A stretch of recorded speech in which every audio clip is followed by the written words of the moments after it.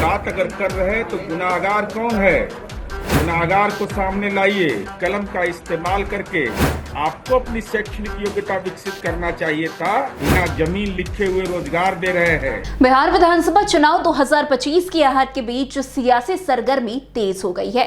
सभी दल जो है अपने अपने तरीके से जनता तक पहुंचने की कोशिश कर रहे हैं। वहीं इसी बार का जो चुनाव है वो खास तौर पर युवाओं पर केंद्रित माना जा रहा है, क्योंकि बिहार की आबादी में युवाओं की हिस्सेदारी सबसे अधिक है।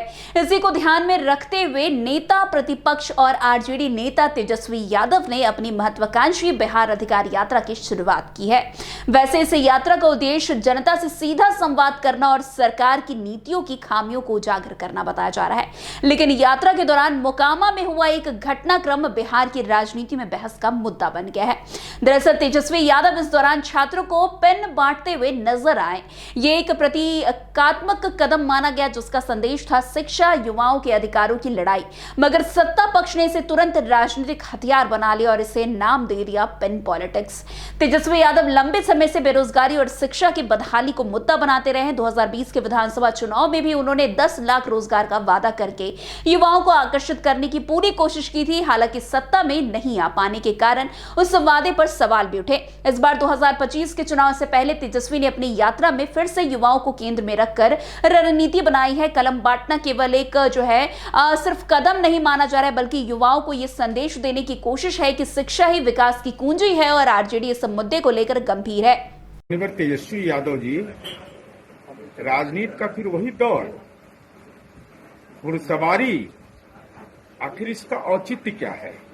और कलम बांटने का की बात अगर कर रहे हैं तो गुनाहगार कौन है, गुनाहगार को सामने लाइए, जिसने बिहार में चरवाहा विद्यालय बनाया।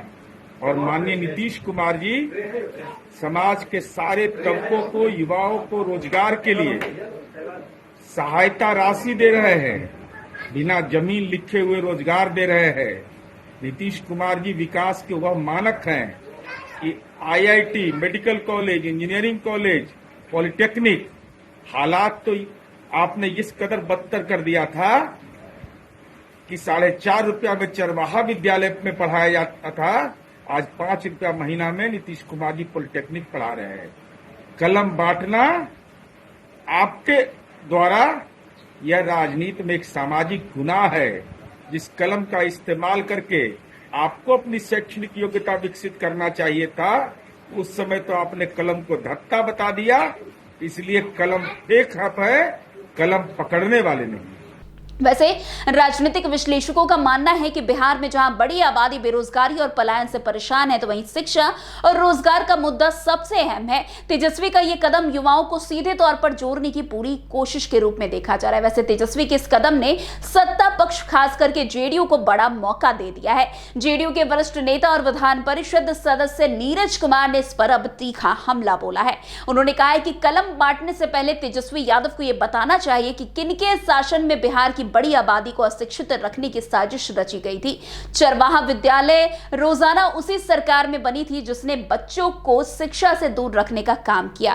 वैसे बिहार चुनाव 2025 से पहले तेजस्वी यादव की बिहार अधिकार यात्रा और उसमें हुई पेन पॉलिटिक्स की घटना ने सियासी हलचल बढ़ा दी है। एक तरफ तेजस्वी यादव और युवाओं को केंद्र में रखकर अपनी राजनीति को धार देना चाह रहे हैं, तो वहीं दूसरी तरफ जेडीयू और एनडीए इसे अपने उनके खिलाफ हथियार बता रहे हैं। ये विवाद चुनाव तक कितना असर डालेगा, ये आने वाला समय बताएगा। लेकिन इस समय तय है कि बिहार की राजनीति में युवाओं और शिक्षा का मुद्दा अभी केंद्र में आ चुका है।